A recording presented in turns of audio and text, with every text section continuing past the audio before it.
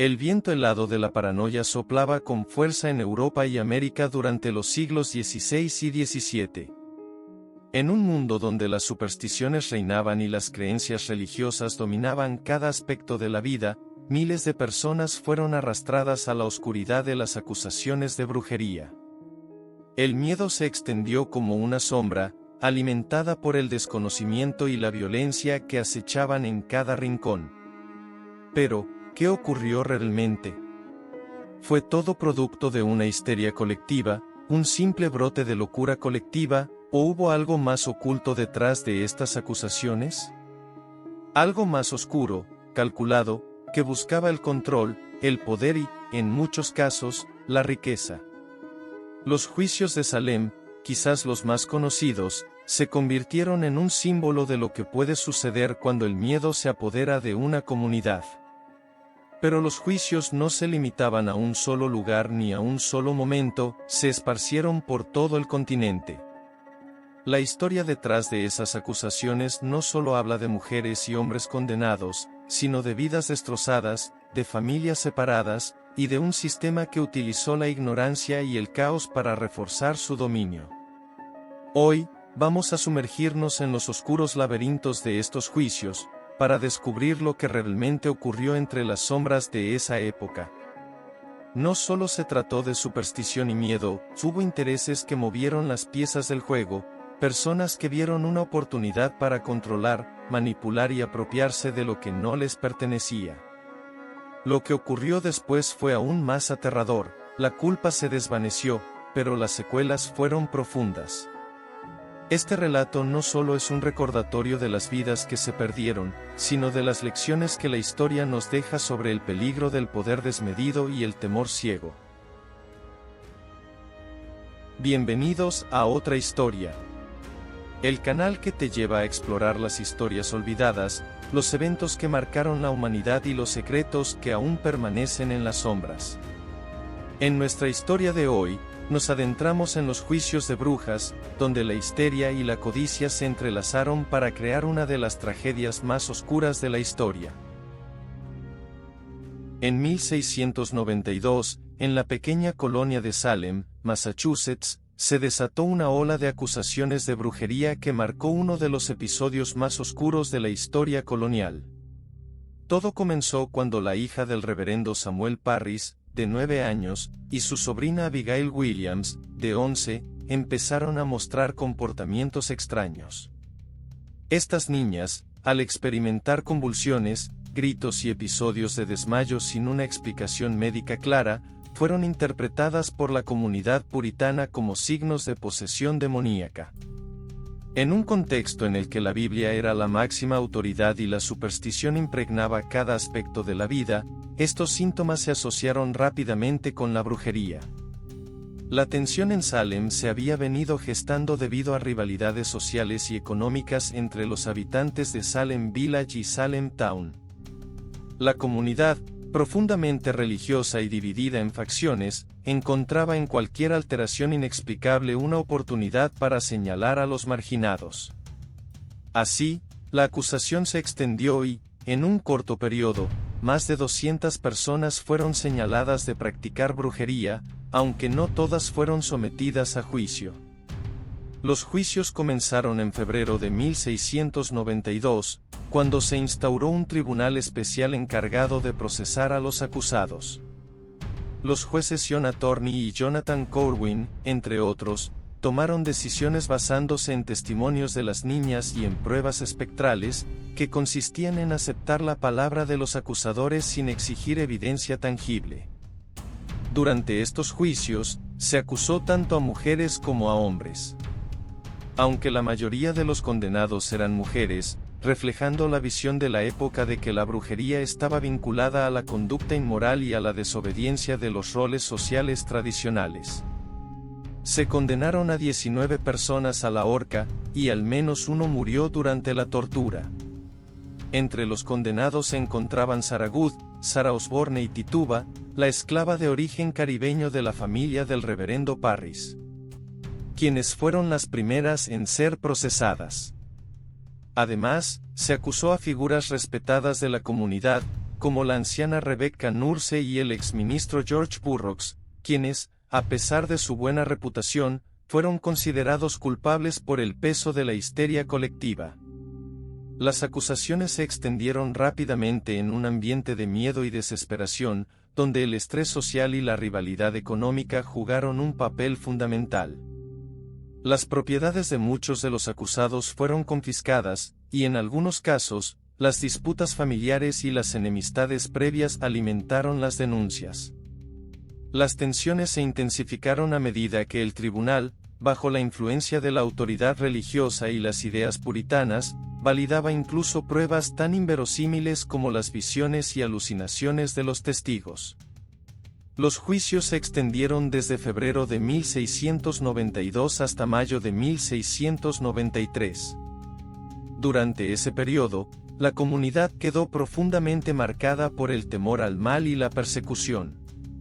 Aunque los procesos judiciales fueron eventualmente cuestionados y, años después, se pidió perdón por las injusticias cometidas, el impacto de aquellos acontecimientos perduró durante generaciones, dejando una cicatriz imborrable en la historia de Salem y en la memoria colectiva de los Estados Unidos.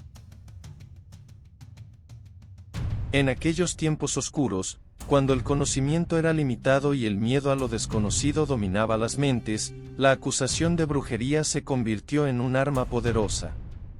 Un simple susurro, un gesto extraño, o una mirada fuera de lugar, podían ser suficientes para que alguien fuera señalado. En una sociedad donde la religión era la guía de todo, las normas eran estrictas, y cualquier transgresión se veía con sospecha. Vivir en una comunidad vigilada por los ojos de la Iglesia y las autoridades significaba caminar sobre un terreno resbaladizo. Cualquier duda, por pequeña que fuera, sobre la moralidad o el comportamiento de una persona, podía arrastrarla a la oscuridad de la acusación. En medio de este ambiente, las mujeres, especialmente aquellas que se apartaban de los roles tradicionales, eran las más vulnerables. Aquellas que eran independientes, que conocían las hierbas, o que simplemente vivían solas, eran vistas con desconfianza. El miedo al mal, alimentado por las enseñanzas religiosas, se transformó en una caza implacable de aquellos que, en la visión distorsionada de la época, podrían estar conectados con fuerzas oscuras y desconocidas. El miedo a lo desconocido fue exacerbado por las tensiones sociales y políticas. En tiempos de hambre, enfermedades y guerras, el caos era la norma, y las explicaciones sobrenaturales parecían la única salida lógica. La peste, las cosechas fallidas, y las tragedias personales se atribuían rápidamente a una fuerza malévola que debía ser erradicada. La Iglesia, entonces, jugaba un papel crucial en la condena de los acusados. Los juicios de brujería se convirtieron en un mecanismo de control social, donde las autoridades podían eliminar a aquellos que representaban una amenaza, ya fuera real o imaginaria. Las llamas de la Inquisición y las salas de juicio no solo buscaban castigar la brujería. También reflejaban un profundo temor a la pérdida de poder, a la pérdida de control sobre una sociedad cada vez más dividida y desconcertada. En estos momentos de incertidumbre, la acusación de brujería no solo marcaba a los individuos. Dejaba una cicatriz en la misma estructura de las comunidades. Y aunque el miedo se disfrazaba de justicia divina, la realidad era mucho más aterradora y compleja. Las víctimas no solo luchaban por su vida, sino también contra una sociedad que, en su desesperación, encontraba en la brujería una excusa para justificar sus propios miedos y ambiciones. Pero la historia de estos juicios no es solo un relato de terror y persecución. Es también un recordatorio de cómo el miedo y la manipulación pueden construir muros entre los hombres y cómo, en tiempos de oscuridad, los más vulnerables son los primeros en ser arrastrados al abismo. La historia nos dice que detrás de esas acusaciones y de los gritos de brujas, había intereses mucho más profundos, deseos ocultos y una lucha por el control que nadie imaginaba. Mientras las llamas consumían los cuerpos de las víctimas, no solo ardían las acusaciones y los miedos, sino también las codicias ocultas. A medida que las personas eran señaladas y condenadas, una red invisible de intereses comenzaba a tejerse en las sombras. La historia nos muestra que muchas de las víctimas de los juicios de brujas no eran simples aldeanos.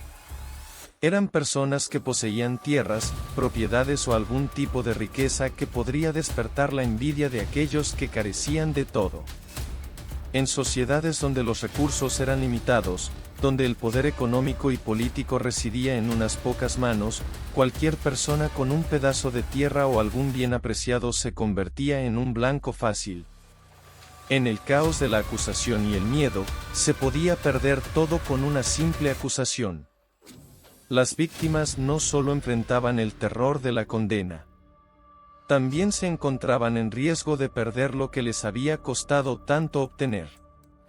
Los juicios de Salem son quizás el ejemplo más conocido, pero no fueron los únicos. En las pequeñas comunidades, donde todos se conocían y las tensiones latían bajo la superficie, las propiedades de los acusados a menudo caían en manos de los mismos que impulsaban las acusaciones. Era un juego peligroso. Aquellos que impulsaban las cacerías de brujas sabían que, al eliminar a un enemigo o un rival, no solo eliminarían una amenaza a su estatus, sino que también ganarían riquezas. Las tierras confiscadas, los bienes saqueados, y las propiedades vendidas a bajo precio se convirtieron en un beneficio directo para quienes orquestaban los juicios. No se trata solo de rumores o teorías sin fundamento. El poder económico y político de los juicios de brujas no es una historia construida solo a partir de especulaciones. Aunque no existe evidencia concreta de una conspiración global, el patrón de riqueza y poder acumulado tras las condenas es innegable. La mayoría de las víctimas eran mujeres con cierto poder económico, a menudo viudas que heredaban tierras o propiedades. Estas mujeres, frecuentemente marginalizadas por su independencia o su conocimiento de las artes curativas, se convirtieron en objetivo fácil para aquellos que veían en ellas no solo una amenaza espiritual, sino una oportunidad para obtener algo mucho más tangible. La historia deja entrever que el miedo y la superstición fueron aprovechados como herramientas de control. El pánico desatado por las acusaciones de brujería sirvió, en muchos casos, para consolidar el poder de aquellos que, en lugar de buscar justicia, buscaban la manera de enriquecerse o mantener su estatus. Las personas que, bajo el disfraz de la moralidad y la piedad religiosa, impulsaron estas persecuciones, a menudo eran las mismas que salían beneficiadas por las propiedades que caían en sus manos.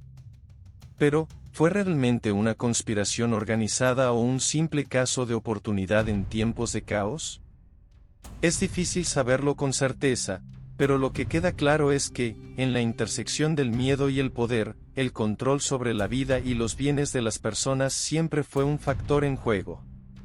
Las acusaciones de brujería, aunque envueltas en la ilusión de la justicia divina, se convirtieron en un medio para alcanzar fines mucho más terrenales.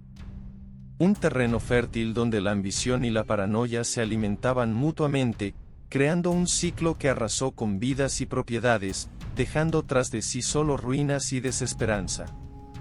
En aquellos tiempos oscuros, cuando la medicina apenas comenzaba a dar sus primeros pasos, muchas de las enfermedades y condiciones que afectaban a la gente no tenían explicación. El malestar, los dolores inexplicables, los desmayos, las convulsiones y los delirios eran interpretados a través de un lente de miedo y superstición, sin comprenderse las causas reales.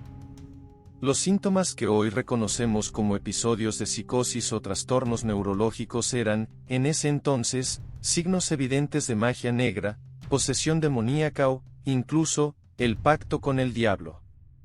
Uno de los elementos más fascinantes en este enigma histórico es el posible impacto de un pequeño pero venenoso hongo, el cornezuelo de centeno. Este hongo, que crece en los granos de centeno, es capaz de producir sustancias que alteran la mente humana. Al ingerirlo, las personas experimentaban alucinaciones, espasmos musculares, delirios y cambios drásticos en su comportamiento, síntomas que en muchas ocasiones coincidían con los relatos de posesión que rodeaban a las mujeres acusadas de brujería. Imaginemos por un momento a aquellas mujeres que, sin saberlo, consumían pan envenenado. Un día, comenzaban a sufrir espasmos, una sensación de terror o visiones extrañas. ¿Cómo podrían haber explicado estas mujeres su súbito descenso hacia la locura? En una sociedad dominada por la religión y las supersticiones, la única respuesta plausible era que estaban bajo la influencia de fuerzas oscuras. Nadie pensó que las extrañas visiones o el comportamiento errático pudieran deberse a un simple accidente, a una enfermedad que, por su naturaleza, era invisible y completamente incomprendida. Algunos estudios sugieren que este envenenamiento, accidental pero letal, pudo haber jugado un papel importante en ciertos casos de las acusaciones de brujería. En las zonas donde las condiciones de vida eran más precarias, donde los cultivos no siempre eran monitoreados con el cuidado necesario, el cornezuelo podía haber encontrado su camino en el pan, afectando a familias enteras sin que nadie se diera cuenta de la causa subyacente. Las víctimas, entonces, no eran malvadas ni poseídas, sino simplemente personas atrapadas por una condición biológica. Una que sus contemporáneos no podían entender. El cornezuelo de centeno no fue la única causa posible de las acusaciones. La ignorancia sobre las enfermedades mentales o las condiciones neurológicas podía haber influido igualmente.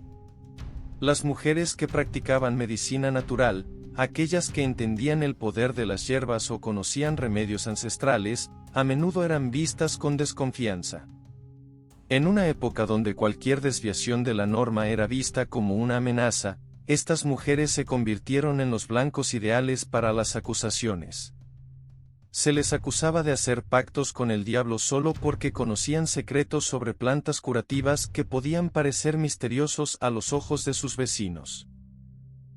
Si estás disfrutando tanto como nosotros, asegúrate de darle a la manito de me gusta, suscribirte al canal y activar la campanita para no perderte ni un detalle de otra historia.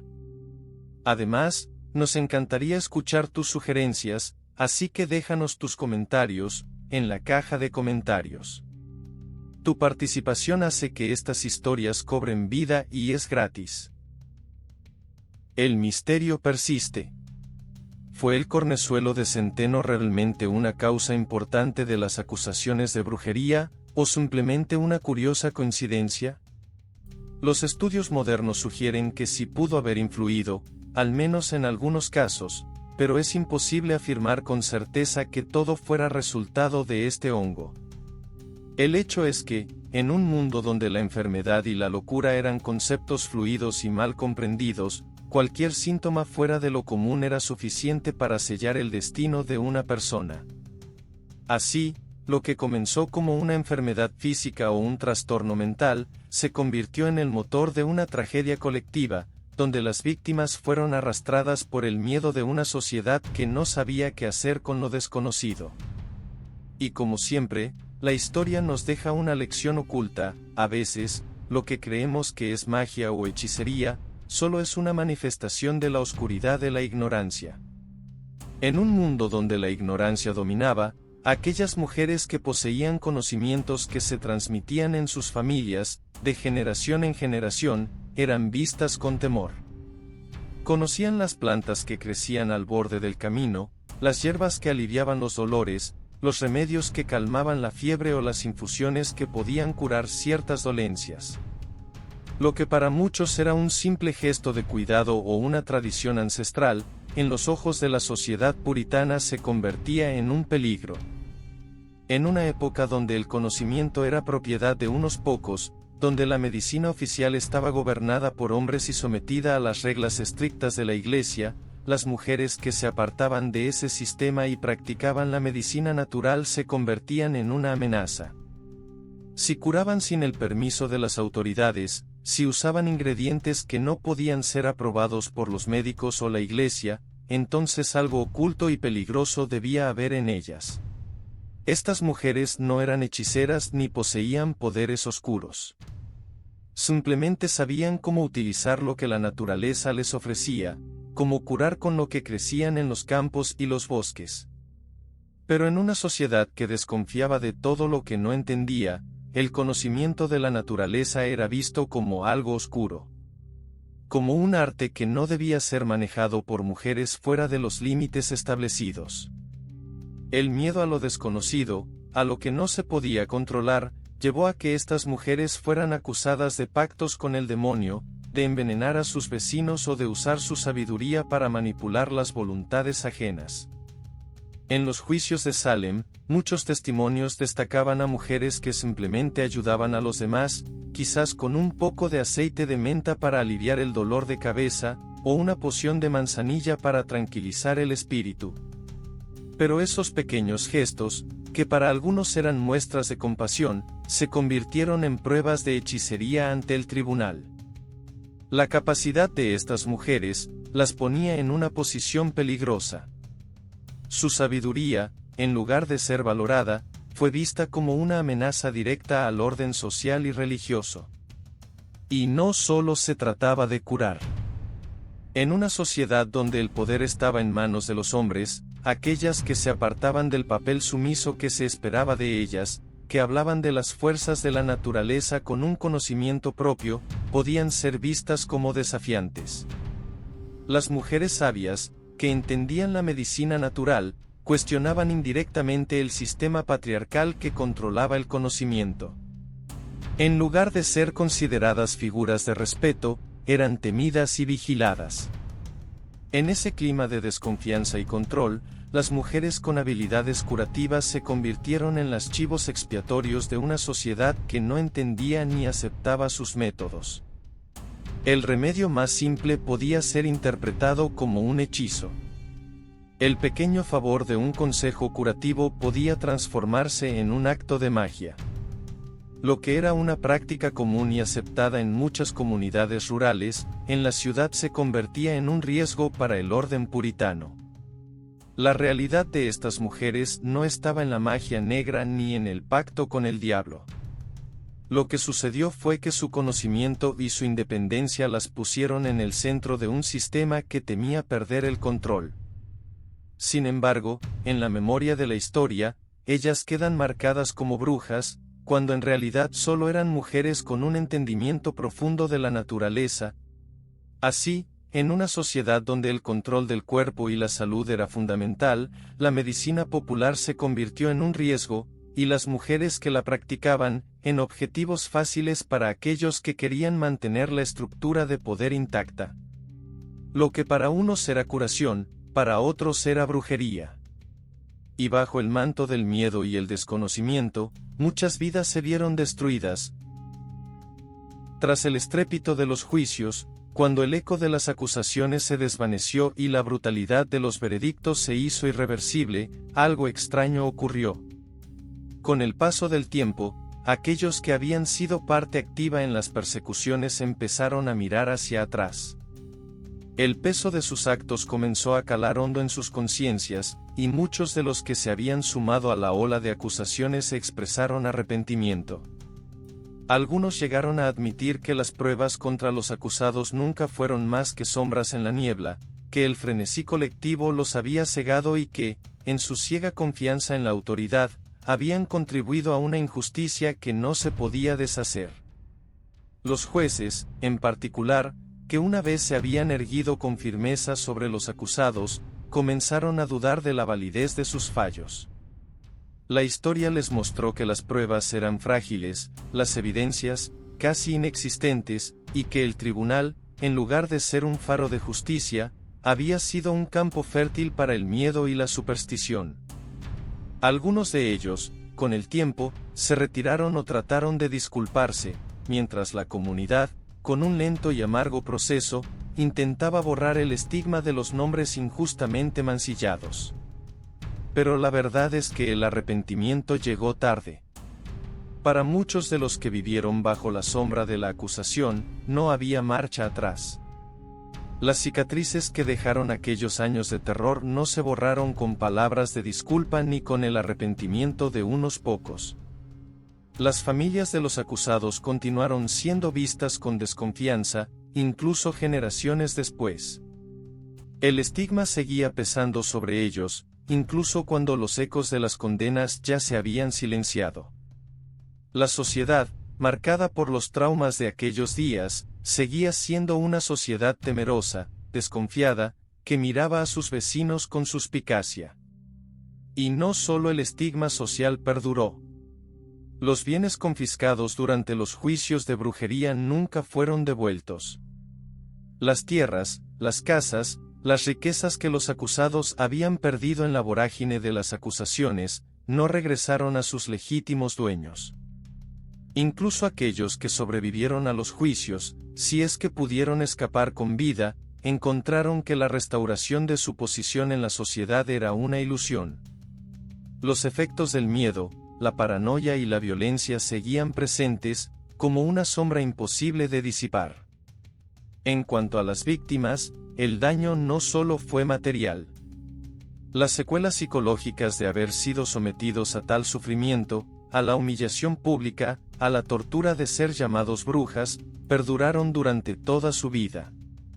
Las familias enteras, incluso aquellos que no fueron directamente acusados, sufrieron el peso de la vergüenza. Su comunidad ya no los miraba con los mismos ojos, y ellos tampoco podían ver el mundo sin la marca de aquellos días oscuros. Mirando hacia atrás, nos encontramos ante una época en la que la oscuridad no solo provenía de las noches sin luna, sino de las mentes llenas de temor. Los juicios de brujas, con toda su crueldad y drama, no fueron meramente el fruto de una histeria descontrolada. En las profundidades de esos eventos, se ocultan intereses que trascienden el miedo irracional. El afán de poder, el control sobre las riquezas y los recursos, y la imposición de una verdad religiosa inflexible. Aquellos tiempos, donde el desconocido se convertía en enemigo, donde la ignorancia se camuflaba con el rostro de la justicia, nos muestran una lección inquietante. En esas comunidades, donde la desconfianza y el miedo se infiltraban en cada rincón, la justicia se distorsionó. Lo que en teoría debería haber sido un proceso imparcial se convirtió en un espectáculo de acusaciones sin fundamento. Una casa de brujas donde las víctimas eran tan diversas como sus tormentos. Lo que ocurrió entonces no fue solo el reflejo de una masa aterrada, sino el resultado de un sistema donde el poder y el miedo caminaron de la mano. Hoy, al mirar los horrores del pasado, es imposible no preguntarnos cómo esa historia podría repetirse. Si algo podemos aprender de aquellos días oscuros, es que nunca debemos permitir que la oscuridad de la ignorancia vuelva a nublar nuestro juicio, ni que el miedo nos haga olvidar nuestra humanidad. Y así llegamos al final de este episodio. Si te ha interesado esta historia, no olvides darle a la manito de me gusta, suscribirte al canal y activar la campanita para que YouTube te avise cuando subamos otro episodio con otra historia fascinante. También te invito a dejar tu comentario o una manito con el dedo arriba en la caja de comentarios. Es gratis y nos ayuda a seguir creciendo y a traer más historias como esta. Gracias por acompañarnos, y nos vemos en el próximo programa.